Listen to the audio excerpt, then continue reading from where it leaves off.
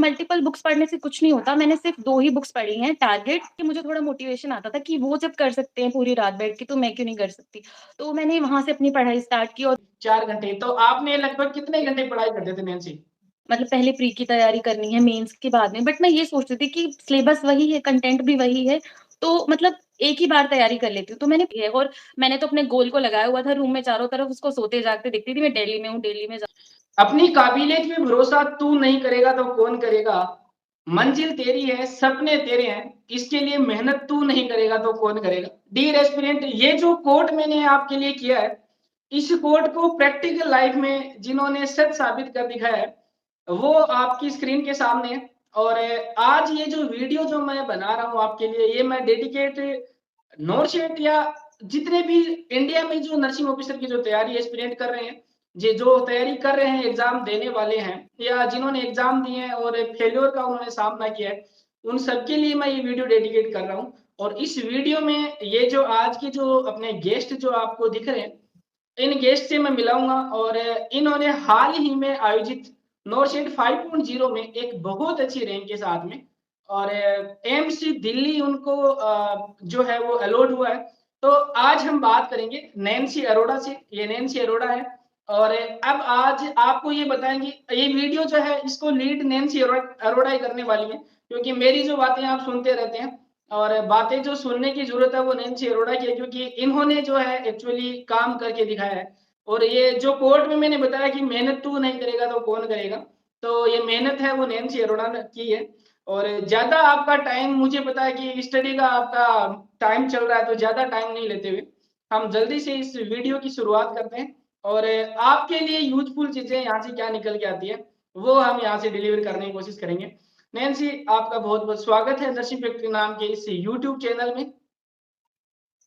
Thank you so much sir. So firstly तो मैं आप सबको बहुत थैंक यू बोलना चाहूँगी कि आपने मुझे यहाँ तक पहुँचाया।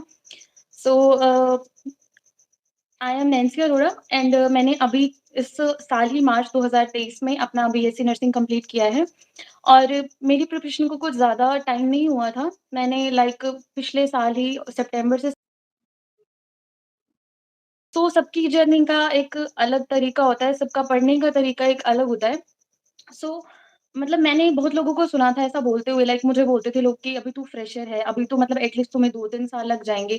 मतलब मैं जिस सिर्फ यही बोलना चाहूँगी कि मतलब नेगेटिविटी से जितना हो सके दूर रहें और अपनी प्रिपरेशन पे ध्यान दें। और नैन्सी जो मैंने है ये भी चीज़ नोटिस की है कि बहुत लोग होते नैन्सी जो है, नैन्सी के लिए मैं एक चीज़ बता देता हूँ कि जो लोग बहुत टाइम पहले पास आउट हो चुके हैं 2021, 22, 23 या उससे पहले के हैं या होने वाले हैं, मैं एक इन्फॉर्मेशन आपको पहले बता देता हूँ। जैसा कि नैन्सी ने बताया कि इनकी जो बीएससी नर्सिंग जो कंप्लीट हुई है वो अभी हुई है, 2023 में ये पास आउट है और नॉर्शेट का ये जो था इनका सेकंड अटेम्प्ट इन्होंने दिया है। एक बार इन्होंने नॉर्शेट जून वाली जो एग्ज़ाम थी इन्होंने अटेम्प्ट दिया था और नॉर्शेट में इस बार इनको फ़तह हासिल हुई है। तो अब सबसे पहले अपनी फीलिंग बताइए, कैसा लग रहा है आपको? सर मतलब इट्स लाइक अ ड्रीम। मतलब बिलीव नहीं होता क्योंकि मतलब एक अलग फीलिंग है, इसको हम मतलब बता भी नहीं सकते क्योंकि मतलब जिसका मैं सपना देखती थी मैं एक डायरी लिखती हूँ अपनी पर्सनल, उसमें मैंने लास्ट ईयर ही लिख दिया था। मतलब मई से मुझे पता चला, मुझे पिछले साल पता चला कि नॉर्थ साइड भी कुछ होता है ऐसा 4th ईयर में।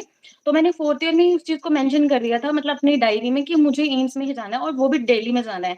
और मतलब फिर मैंने जून का अटेम्प्ट दिया तो जून में मेरे 41 परसेंटाइल रहे थे और अनलकीली मेरा वो नहीं हो पाया था। तो उसके बाद मैंने यही सोचा था कि मतलब मैं हार नहीं मानी। बहुत मतलब बहुत चीज़ें होती हैं रोना, मतलब बहुत चीज़ें होती हैं क्योंकि हम इतना ज़्यादा प्रेशर में होते हैं। बट फिर भी मैंने सोचा कि नहीं, कोई बात नहीं, नहीं हुआ तो बहुत रोना आया उस टाइम, तो बहुत ज़्यादा प्रेशर में थी मैं। बट मुझे लगा कि मैं कर सकती हूँ, मैं क्यों नहीं कर सकती? मैंने फिर से तैयारी स्टार्ट की और हो गया सर फाइनली। नैन्सी, सबसे पहले ये बताइए कि आपने ये जो जर्नी आपकी जो स्टार्ट हुई थी, आपने जो तैयारी जो स्टार्ट की थी, वो कब से स्टार्ट की थी? आपको कितने टाइम तक आपने तैयारी की है? सर मेरी जर्नी 4th ईयर में मुझे पता चला था पिछले साल कि नॉर्थ सेट भी कुछ होता है। फिर मैंने अपना कोचिंग किया और मैंने खुद के सेल्फ नोट्स बनाए। कोचिंग तो हर कोई देता है, अगर ऐसा होता तो फिर हर कोचिंग से सिलेक्शन होती बहुत ज़्यादा। बट मैं मानती हूँ कि सेल्फ स्टडी का सबसे ज़्यादा मेन रोल है कि आप अपने नोट्स कैसे प्रिपेयर कर रहे हो। मैंने लोगों को सुना है कि ये बुक पढ़ लो, डेलमत पढ़ लो, लिपिन कोड पढ़ लो। मतलब मल्टीपल बुक्स पढ़ने से कुछ नहीं होता। मैंने सिर्फ 2 ही बुक्स पढ़ी हैं, टारगेट और सॉन्डर्स को मैंने 9-10 बार पढ़ा। लास्ट रीडिंग सॉन्डर्स की ले रही थी ना, लाइक मुझे सिर्फ़ आधा घंटा लगता था पढ़ने में।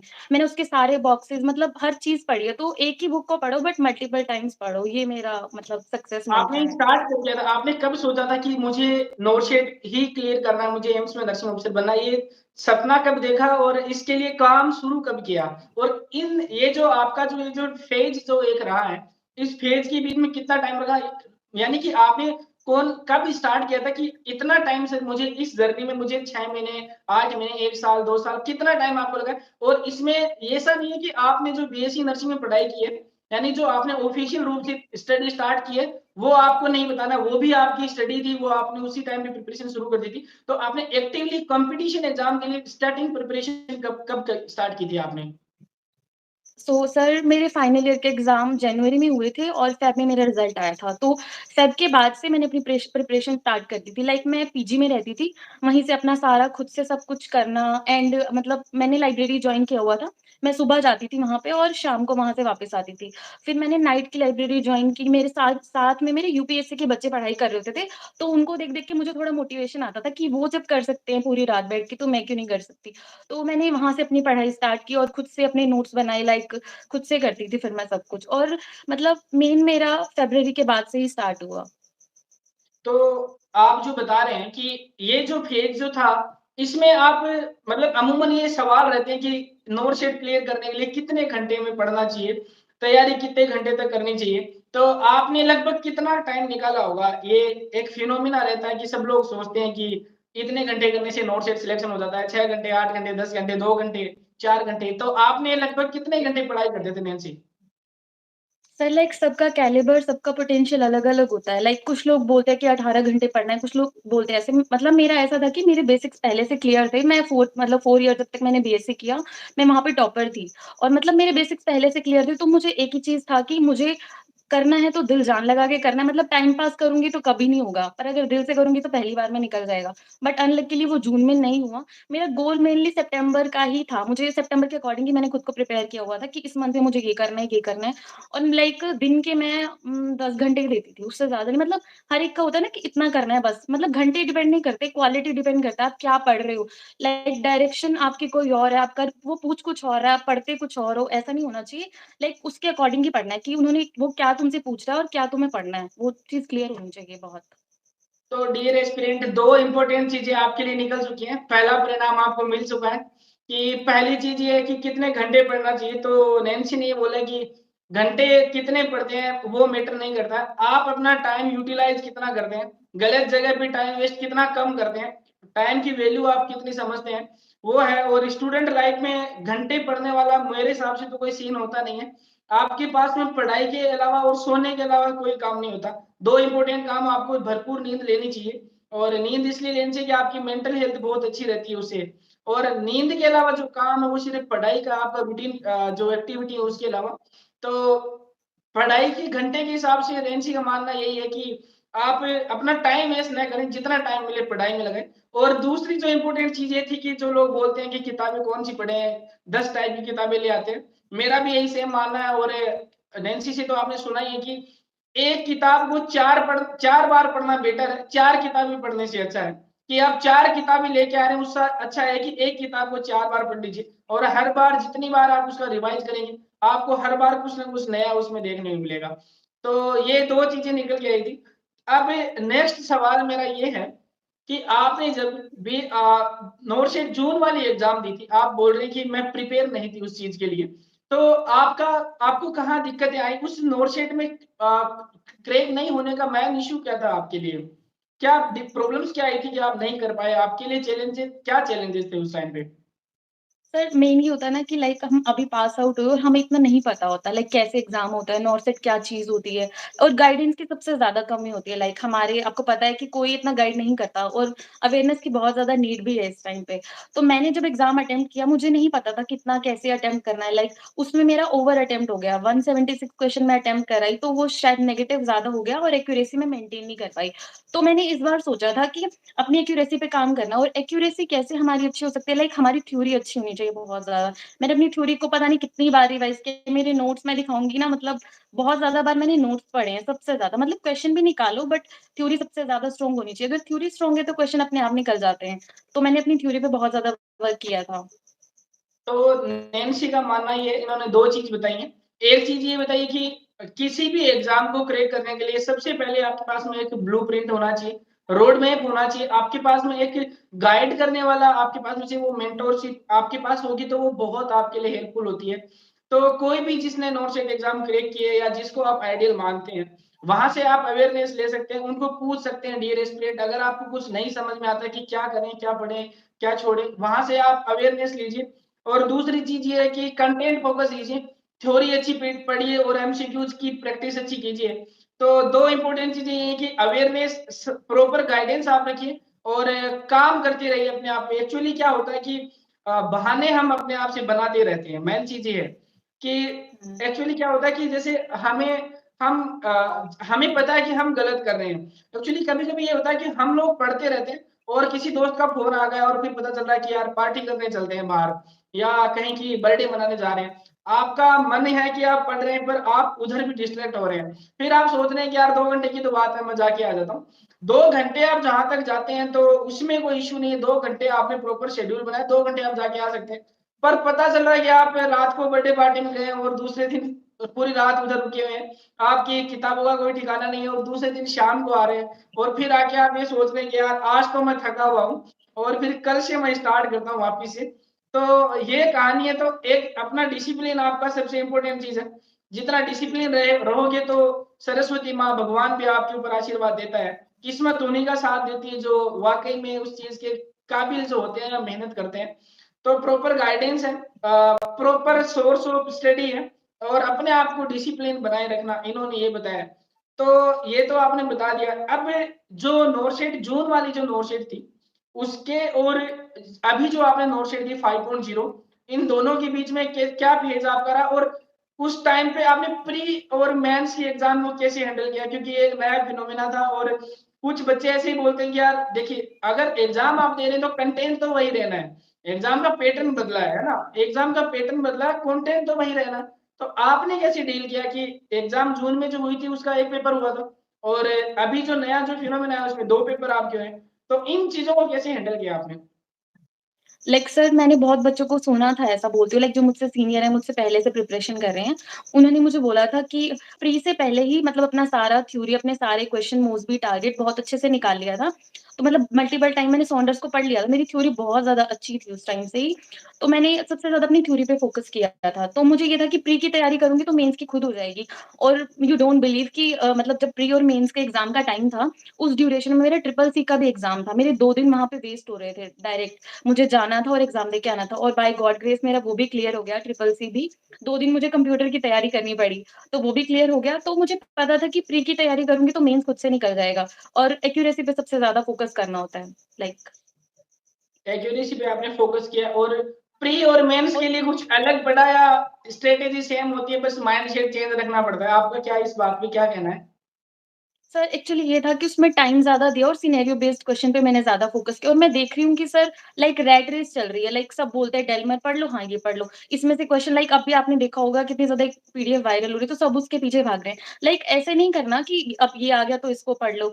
बुक वही है, सब वही कंटेंट पढ़ता है। मैं ये सोचती थी कि लाखों बच्चों की भीड़ में से खुद को अलग निकालना है, रैंक लानी है, तो कुछ तो उनसे अलग करना पड़ेगा। लाइक सब चीज़ वही कर रहे हैं, सब वही पढ़ रहे हैं, तो कुछ तो डिफरेंट करना पड़ेगा। तो अपनी थ्योरी को मैंने खुद से अपने कंटेंट बनाए, खुद से अपने नोट्स बनाए, तो उससे मुझे बहुत ज़्यादा बेनिफिट मिला। मतलब जब तक आप खुद से नहीं लिखते ना अपनी चीज़ें, तो वो इतनी जल्दी रिटेन नहीं होती। तो ये सब था सर। तो आपका जो स्टडी मटेरियल तो जो था थ्योरी के लिए आपका सोर्स क्या था एमसीक्यूज के लिए आपका सोर्स क्या था और क्वेश्चन प्रैक्टिस के लिए आप क्या क्या सोर्स था अगर ये फ्रीक्वेंटली आस्क्ड क्वेश्चन ये होता है कि आपने कौन सी किताबें पढ़ी और यस सर। सवाल कहाँ से निकाले एमसीक्यू कहाँ से करें एक दिन में कितने सवाल करें आपका इस टाइप से स्ट्रेटेजी क्या थी कि आपने क्या सोचा था कि आज आपने ब्लूप्रिंट कितने दिन का तैयार रखते थे या डेली आप डिसाइड करते थे कि आज ये पढ़ना है या 7 दिन का रोड मैप आपके पास रहता था कि इन 7 दिन में मुझे ये करना है एमसीक्यू यहाँ यहाँ से करने हैं मुझे प्रैक्टिस यहाँ से करनी है तो ये चीज आप अपनी साझा कीजिए एक बार तो सर मेरा ये था, मैं ना अपना गोल बनाती थी लाइक मतलब वीकली। मुझे ये होता था कि आज मुझे इस चीज़ को पूरा करना है। लाइक लोग सोचते हैं कि पूरी एमएसएन इतने दिन में कंप्लीट करनी है। मैं टॉपिक वाइज़ डिवाइड करती थी। Like previous year question paper पूरे करने और मतलब इम्पोर्टेंट टॉपिक्स बिल्कुल नहीं छोड़ने, क्योंकि उसमें से ज़रूर कोई ना कोई क्वेश्चन रिपीट हो जाता है। तो मैंने सारे प्रीवियस ईयर क्वेश्चन पेपर किए और मैं अपने क्वेश्चन निकालती थी लाइक टारगेट के, तो सिस्टम उठाती थी। सिस्टम वाइज़ पहले थ्योरी कंप्लीट किया, उसके बाद मैं उसके एमसीक्यू निकालती थी बहुत अच्छे से। तो मुझे बस ये होता था कि मैं जो भी चीज़ पढ़ रही हूँ, पढ़ो तो बहुत अच्छे से, ऑथेंटिक चीज़ पढ़ो और अपडेटेड चीज़ें पढ़ो। तो ये नहीं कि मतलब पुराना कंटेंट पढ़ रहे हो। तो कहीं न कहीं से अपना सोर्स इकट्ठा किया, खुद से अपने कंटेंट लिखे। मैंने इतनी सारी अपनी सकती हूँ यहाँ पे। मतलब अपना कंटेंट खुद से इकट्ठा करना होता है और आज भी मुझे नींद नहीं आती जब तक मैं पढ़ाई नहीं करती, क्योंकि हैबिट हो चुकी है सर। पूरी-पूरी रात नींद ही नहीं आती थी जब तक हम प्रिपरेशन नहीं करते। अच्छा, तो अभी आपके जो सपने हैं वो आपको नींद है जो उड़ी हुई है। तो अभी तो आपके ऊपर जो यस सक्सेस सर। का जो फ़ीवर होता है वो चढ़ा हुआ है कि अभी आगे होने वाला क्या है, आगे की प्रोसेस क्या है उसमें। तो आपका ये फ़ॉर्मूला रहा था कि आप पहले थ्योरी पढ़ते थे, उसके बाद में एमसीक्यूज़ निकालते थे। तो थ्योरी यस सर। कहाँ से मतलब थ्योरी का प्रॉपर सोर्स क्या था आपका? क्या आप मतलब थ्योरी कहाँ से लेते थे? अगर जो एस्पिरेंट अपने देख रहे हैं अगर उनको आप सजेस्ट करो कि ये जो जगह है यहाँ से आपको ऑथेंटिक थ्योरी मिल सकती है, तो वो जगह आप कौन-सी सजेस्ट करना चाहेंगे? या बुक्स का लाइक नाम आप जो कोचिंग का थ्योरी के लिए अगर आप कोई बुक सजेस्ट करना चाहें कि ये जो बुक है वो थ्योरी के लिए अच्छी है, ये जो बुक है वो आप एमसीक्यूज़ पढ़ लीजिए, प्रैक्टिस कहाँ से करनी है, टेस्ट कहाँ से देना, ये सब चीज़ें। थ्योरी के लिए मुझे लगता है लाइक कोचिंग लेना बेनिफिट होता है, बट इसका ये होता है कि तुम्हें एक पाथवे मिल जाता है, बट सब तैयारी खुद से करनी पड़ती है। जब तक खुद से नहीं पढ़ोगे वो रिटेन तो नहीं कराएंगे। लाइक हर कोई पढ़ा देगा, बट वो रिटेन तो हमें खुद को करना है, सारे डेटा खुद से लर्न करने हैं। तो मेरे अकॉर्डिंग ये है कि अपना कंटेंट खुद से प्रिपेयर करें, मतलब। और बुक थ्योरी के लिए सबसे अच्छी मुझे तो सॉन्डर्स लगती है, बाइबल लगती है वो नर्सिंग के लिए, क्योंकि उससे बेस्ट मैंने बुक नहीं देखी। लिटरली इतनी बेस्ट बुक है, उसमें थ्योरी इतने अच्छे से दी हुई है। और एमसीक्यूज के लिए आई थिंक मोस्टली बेस्ट है। और टारगेट भी बेस्ट है। सॉन्डर्स जो है वो वाक़ई में थ्योरी के लिए बाइबल है नर्सिंग की और वो इसलिए कि सॉन्डर्स की जब जब सॉन्डर्स आप पढ़ते हैं तो उसकी एक लाइन के मायने 10 लाइनों से हैं। एक लाइन आप पढ़ेंगे तो उसमें 10 लाइनें छुपी होती हैं। तो वो आपको दिखने में ऐसी बुक लगती है पर उसको अगर आप डिकोड करेंगे तो बहुत एक ग्रंथ है अपने आप में पूरा। तो वो एक सफिशिएंट मटेरियल है। अब आप एग्ज़ाम आपने तैयारी अब आप कर चुके हैं एग्ज़ाम की और ये आपकी वही कहानी चल रही है। और अब आपका एग्ज़ाम का टाइम आता है और आपके सोशल इश्यू भी कुछ फेस किए आपने कि देखो अमूमन ये होता है कि बच्चा जो एक बार एग्ज़ाम दे जाता है तो वो उसको एंग्ज़ायटी रहती है, डिप्रेशन में चला जाते हैं, कुछ बच्चे जो होते हैं वो हैंडल नहीं कर पाते हैं और कई सारे सोशल फिनोमेना होते हैं जिनको वो एक human as a human being उनको फ़ॉलो करने ही होते हैं, वो सबके ऊपर इम्पैक्ट होता है। तो आपके ऊपर ऐसा कुछ था या आपकी गाड़ी जो है वो सीधे ही चल रही थी? गाड़ी कभी हर एक की लाइफ में प्रॉब्लम्स होती हैं, बट उन्हें टैकल कैसे करना है। और मतलब जब आपके मन में एक गोल होता है ना, लाइक इस चीज़ पे पहुँचना है यार कैसे भी। और लाइक मैं अब 23 की होने वाली थी सितंबर में, मैंने अपना बर्थडे भी सेलिब्रेट नहीं किया था। मुझे बस ये था कि जब तक एम्स की पीडीएफ में नाम नहीं आएगा ना, लाइक तब तक मैं कुछ नहीं करूँगी। इवन मतलब मैंने लोगों को देखा इंस्टाग्राम स्क्रॉल कर रहे हैं पूरा दिन, फिर बाद में रिग्रेट कर रहे हैं। तो ऐसा नहीं होना चाहिए। लाइक तुम 6 महीने के लिए इंस्टाग्राम छोड़ दो, तो देखो ना लाइफ कितनी चेंज हो जाती है। सोशल मीडिया से बहुत दूर थी मैं 6 मंथ के लिए, ऑल्दो वैसे मैं बहुत सोशल हूँ, बट 6 मंथ के लिए मैंने सब छोड़ा हुआ था। मुझे बस ये था जब तक मेरा पीडीएफ में नाम नहीं आएगा ना, मैं कुछ नहीं करूँगी कुछ भी। और वो हो गया मतलब लकीली, क्योंकि मेहनत ज़रूर एक दिन दिख जाती है अगर तुम करते हो तो। और एक टाइम पे ऐसा होता है कि मतलब जो बच्चे बहुत टाइम से प्रिपेयर कर रहे हैं, उनके साथ ये भी होता है कि फैमिली का प्रेशर आने लग जाता है। लाइक फैमिली भी बोलती है तुम्हारा क्यों नहीं हो रहा, सबका हो रहा है। ऐसा होता है मतलब हमारी फैमिलीज़ में। इवन मतलब मेरे साथ भी ऐसा स्टार्ट हो जाता अगर नहीं होता तो। तो मतलब ये चीज़ है कि अगर लगे रहें तो मिल जाती है मंज़िल। अगर ये सोचोगे कि टाइम पास करना है, देखा जाएगा, फिर तो कभी नहीं होता। बट अगर एक बार मन से ये सोचो ना कि करना है, उस चीज़ को पाना है, जब तक वो नहीं मिलेगी मैं कुछ नहीं करूँगी। लाइक वो चीज़ चाहिए। और मैंने तो अपने गोल को लगाया हुआ था रूम में चारों तरफ, उसको सोते-जागते दिखती थी मैं दिल्ली में हूँ, दिल्ली में जाऊँ, दिल्ली में जाना है मुझे, तो वो मिल गया फाइनली। तो आपका ड्रीम एम्स एम्स दिल्ली आपको मिल मिल चुका है और बहुत जल्दी आपकी जॉइनिंग भी होने वाली है। नॉरशेट मेंस की जब एग्ज़ाम देने गए थे, तो उस मेंस के एग्ज़ाम में आपने कितने सवाल आपने अटेम्प्ट किए थे और आपने कैसे स्ट्रैटेजी नेगेटिव मार्किंग की वो कैसे अपनाई थी? सर लाइक प्री का एग्ज़ाम था, तो मुझे इतना ज़्यादा मतलब खुद से पहले ही पता था कि कितने ज़्यादा मतलब पहले हम कभी भी ना प्रिडिक्शन नहीं कर सकते कि एग्ज़ाम में इतने क्वेश्चन अटेम्प्ट करने ही हैं। लाइक लोग बोलते हैं 70 कर लो, 80 कर लो, ऐसा नहीं होता। एग्ज़ाम का पैटर्न डिसाइड करता है कि वो किस तरह के क्वेश्चन आए और हमें कितने अटेम्प्ट करने हैं। लाइक जब मैंने प्री का एग्ज़ाम दिया, मैंने उस पे एक्यूरेसी पे बहुत फ़ोकस किया और मैंने 70 क्वेश्चन ही अटेम्प्ट किए। तो उसमें मेरा अच्छा रहा, मतलब पर इतना ज़्यादा रैंक अच्छा नहीं था, 5000 के अंदर थी मैं। तो मुझे था कि कोई बात नहीं, हो जाएगा, मेंस तो निकल जाएगा। तो मैंने मेंस के लिए, जो प्री के लिए पहले ही पढ़ा हुआ था, तो उसी कंटेंट को मैंने फिर से रिवाइज़ किया और मेंस में भी मैंने 85 क्वेश्चन अटेम्प्ट किए थे और मतलब एक्यूरेसी बहुत अच्छी रही और हो गया। एक्यूरेसी सबसे ज़्यादा ज़रूरी है, अगर आपकी थ्योरी अच्छी है तो एक्यूरेसी अपने आप आ जाती है। तो आपके लिए प्री की जो एग्ज़ाम थी वो ज़्यादा टफ थी या मेंस की एग्ज़ाम जो थी वो टफ थी? सर मेंस का लिटिल बिट ट्रिकी था, ये तो मानना पड़ेगा। मतलब सिनेरियो इतना ज़्यादा नहीं था, कुछ क्वेश्चन्स थे, बट वो ट्रिकी था, लाइक उसमें बहुत सोचना पड़ता है। और मैं ये मानती हूँ एग्ज़ाम में बैठने से पहले ना, लाइक वो बच्चे ज़रूर स्कोर करते हैं जो बहुत काम होके जाते हैं। नेगेटिविटी से बहुत दूर रहना होता है, मतलब लाइक बहुत लोग तुम्हें एग्ज़ाम से पहले नेगेटिविटी भी दिखाते हैं कि ऐसा नहीं, ऐसा हो जाता है, ये नहीं, इतना करना। मैं किसी से बात नहीं करती थी, मेरा सर्कल बहुत छोटा है, इवन मैं अपने कॉलेज के बच्चों से भी बात नहीं करती थी। इवन हम अभी पास आउट हैं, पर किसी से कॉन्टैक्ट नहीं था मेरा। क्योंकि मुझे था कि मतलब अपनी पॉज़िटिविटी खुद से लानी है, ज़्यादा लोगों से कॉन्टैक्ट करूँगी तो वो मुझे पहले ही डरा देंगे। तो मैंने अपनी स्ट्रैटेजी खुद से बनाई और मैं लोगों को भी यही बोलना चाहूँगी, किसी की मतलब स्ट्रैटेजी लाइक फ़ॉलो मत करो, उसने बोला ये करो, वो करो, ऐसा नहीं। अपनी स्ट्रैटेजी खुद से बनाओ तो सक्सेस ज़रूर मिलती है। मैंने ऐसे ही किया, अपनी स्ट्रैटेजी खुद बनाई, अपने प्लान्स खुद बनाए और फाइनली मिल गया। तो अपने कंफर्ट के हिसाब से पढ़िए अगर आपको सक्सेस चाहिए।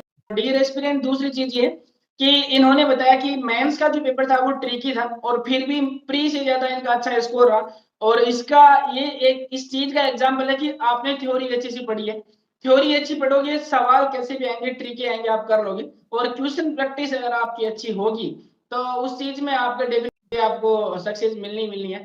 तो ये आपकी एग्ज़ाम के लिए चीज़ें थी और एग्ज़ाम के बाद का आपका एक्सपीरियंस कैसा था और अभी जो लाइफ़ है वो कैसी चल रही है आपकी?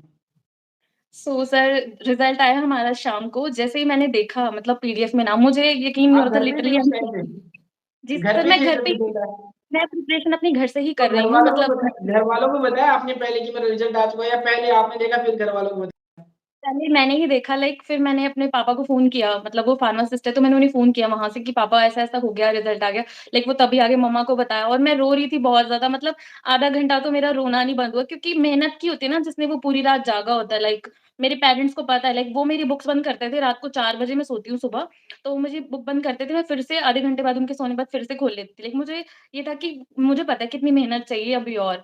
तो लाइक मतलब बहुत ज़्यादा रोई मैं और सेलिब्रेशन किया बहुत ज़्यादा, मतलब मेरे पापा मुझे शुरू से ही बोलते थे कि तेरा हो जाएगा, मुझे तेरा पता है, क्योंकि अपने पेरेंट्स को हमारे ऊपर ट्रस्ट होता है, उन्हें पता है कि बच्चा कितना अच्छा कर सकता है, तो वो मुझे हमेशा यही बोलते थे कि तेरा निकल जाएगा, देखना तेरा हो जाएगा और हो जाता है सर वो अगर मेहनत करते हैं तो। तो ये कहानी थी नैन्सी की और नैन्सी मैंने जहाँ तक अभी आपको जो सुना है, मेरे हिसाब से कॉन्क्लूज़न ये निकलता है कि आप जो अपना वैल्यूएबल टाइम है वो बचा के लिए अपने खुद के लिए बचा के रखिए, अपनी स्टडी के लिए बचा के रखिए। सैक्रिफाइस तो आपको करने पड़ेंगे, बिना सैक्रिफाइस आपको सक्सेस मिलने वाली नहीं है। आपके चाहे फैमिली फंक्शन हो या आपके खुद के चाहे दोस्तों की जो पार्टी हो, कुछ भी हो, आपको कुछ टाइम के लिए तो अवॉइड करनी पड़ेगी। पहली चीज़, दूसरी चीज़ ये कि सोशल मीडिया से आप दूर रहें। तो सोशल मीडिया भी एक है, सोशल मीडिया को भी यूज़ करने का अपना एक तरीका है। सोशल मीडिया पे पढ़ाई की चीज़ें कर रहे हैं, अगर आप में इतना आप में इतना पोटेंशियल है, आप में अपना सेल्फ डिटर्मिनेशन ऐसा है कि आप उस चीज़ को अपने फ़ायदे के लिए यूज़ कर सकते हैं, तो करिए बट आपको ज़रूरत नहीं पड़ेगी उतनी, अगर आप मेहनत करेंगे तो सोशल मीडिया की ज़रूरत नहीं पड़ेगी। और एक फिक्स आप अपना सोर्स ऑफ स्टडी रखिए कि यहाँ से आपको पढ़ना है। ये 3-4 चीज़ें थी। अब अगर मैं आपको एक बोलूँगा कि आप मैसेज देना चाहेंगे, जो एस्पिरेंट तैयारी कर रहे हैं या जो फेल्योर का सामना कर रहे हैं, उनको क्या आप मैसेज देना चाहेंगे जिसमें वैल्यूएबल स्टडी कंटेंट हो, उनको मेंटल हेल्थ आप अपनी कैसे बचा के रख सकते हैं और अपना टाइम वेस्ट जो उनका होता है, उनको कैसे मैनेज कर सकते हैं? सर लाइक जब से मेरा सिलेक्शन हुआ है, उस दिन के बाद से मेरे पास पता नहीं कितने बच्चों के, मतलब बहुत से मेरे साथ वाले भी, मेरे सीनियर्स भी, मेरे क्लासमेट्स भी इवन, उनके मैसेजेस आ रहे हैं लाइक तुमने कैसे किया? इतनी जल्दी कैसे हो गया? लाइक ऐसा-ऐसा। तो मैं सबको यही बोलना चाहूँगी कि ये एक दिन का रिज़ल्ट नहीं है, मैं बहुत टाइम से मेहनत कर रही थी और वो सपना जब आँखों में होता है तो वो ज़रूर मिलता है, अगर तुम दिल से मेहनत करते हो तो। तो मैं सबको यही बोलना चाहूँगी कि एक सोर्स पे डिपेंड रहें, अपने नोट्स खुद से बनाओ, मतलब जितना हो सके उस नोट्स को बार-बार रिवाइज़ करो और लाइक सिस्टम वाइज़ पढ़ो और अपने नोट्स को भी मतलब जैसे आपने नोट्स बना लिए, उसमें से भी शॉर्ट नोट्स निकालो, तो वो बहुत ज़्यादा बेनिफिट देता है क्योंकि लास्ट टाइम पे हम पूरे नोट्स नहीं रिवाइज़ कर सकते ना, तो उसके लिए छोटे-छोटे नोट्स बनाओ, उनको जगह-जगह जो डेटा हमें लर्न नहीं होते बार-बार, उन्हें पेस्ट कर दो कहीं वॉल पे, जिसे आप बार-बार देख सको और मतलब जितना हो सके पॉज़िटिविटी में रहो और नेगेटिव लोगों से बिल्कुल दूर रहो और अपना कैलिबर और पोटेंशियल बच्चे को पता होता है, लाइक वो कर सकता है या नहीं। और जब सच में बताऊँ, टू बी वेरी ऑनेस्ट, जो बच्चा प्रिपरेशन कर रहा होता है ना, उसे खुद से पता होता है कि वो कितनी ज़्यादा कर रहा है, लाइक मतलब उसे खुद पता होता है कि मैं क्या कहाँ पे हूँ और मैं दिल से कर रहा हूँ या नहीं। जो लोग टाइम पास करते हैं उन्हें भी पता होता है। बट मुझे ये लगता है कि अगर 6 महीने भी दिल से डेडिकेशन से कर लिया ना कोई, सब कुछ छोड़ के मैं किसी फेस्टिवल में किसी अपने बर्थडे तक को मैंने सेलिब्रेट नहीं किया था क्योंकि मेरा ड्रीम था। जब तक मैं मेरा 12 सितंबर को बर्थडे था, मैंने वो भी सेलिब्रेट नहीं किया। मुझे था कि जब तक एम्स नहीं होगा तो क्या बर्थडे और क्या स्टेटस, क्या सब कुछ। क्योंकि ये सब कुछ हमारा स्टेटस ही उसी से है, तो आज बहुत अच्छा लग रहा है। तो मैं यही बोलना चाहती हूँ बच्चों को कि अपना डेडिकेशन से लगे रहो और अपने कंटेंट पे यकीन रखो और अगर कोई कुछ बोल भी रहा है तो उसे मत सुनो। अपनी मेंटल हेल्थ बहुत ज़्यादा ज़रूरी है इस टाइम पे क्योंकि बहुत ज़्यादा प्रेशर होता है फैमिली का, सबका। सबको यकीन दिलाओ कि कर जाओगे और मेहनत करते रहो तो ज़रूर मिलती है मंज़िल। तो ये थी नैन्सी और नैन्सी की अभी जो आने वाली है बहुत जल्दी। ये अपने टीवी सपनों अच्छा के एम्स से दिल्ली के अंदर जाने वाली है, अपने सेवाएँ देने वाली है, अपनी लाइफ़ को जीने वाली है। तो ये जो कहानी जो सुनी थी आपने, जो मैंने कोट किया था, तो आपने देख लिया होगा कैसे नैन्सी ने अपने मास्टर ट्रिक से नोरशेक जैसी एग्ज़ाम को जिन्होंने इन्होंने प्री और मेंस वाले फिनोमेना को पहली बार फेस किया और इस तरीके से क्लियर किया। तो आप भी ऐसे ही इन स्ट्रैटेजीज़ को फ़ॉलो करते रहिए। अपना डेडिकेशन बनाए रखिए। कुछ सैक्रिफाइसेस आप भी करते रहिए, वैल्यूएबल कंटेंट पढ़ते रहिए, प्रैक्टिस करते रहिए, सवालों की प्रैक्टिस करते रहिए और गलत जगह टाइम मत वेस्ट कीजिए। ये कहानी थी और आने वाले टाइम में आप भी ऐसे ही नैन्सी की तरह अपने सपनों के एम्स को जियोगे, अपने सपनों को साकार करोगे। अगर आपने दिल से वाक़ई में मेहनत की है, तो मेहनत का फल ज़रूर मिलता है, ये चीज़ें कहीं नहीं जाती। और ये वीडियो था जो मैंने आपको डेडिकेट किया है। नैन्सी को स्पेशली थैंक्स वो अपना टाइम देने के लिए। और इसके अलावा आज जो है वो नर्सिंग फैक्ट्री एम्स जोधपुर नाम के इस यूट्यूब चैनल के 4000 सब्सक्राइबर पूरे हो चुके हैं। तो मिलते हैं एक कांग्रेचुलेशन और नई सर। वीडियो के मिलते हैं एक और नई वीडियो के साथ में। ऐसे ही किसी और गेस्ट को लेके आएँगे जो आपको अपनी कहानी बताएँ, अपना एक्सपीरियंस है वो शेयर करें। मिलते हैं एक और नई वीडियो के साथ में, तब तक के लिए पढ़ते रहिए, बढ़ते रहिए। जय हिंद, जय भारत।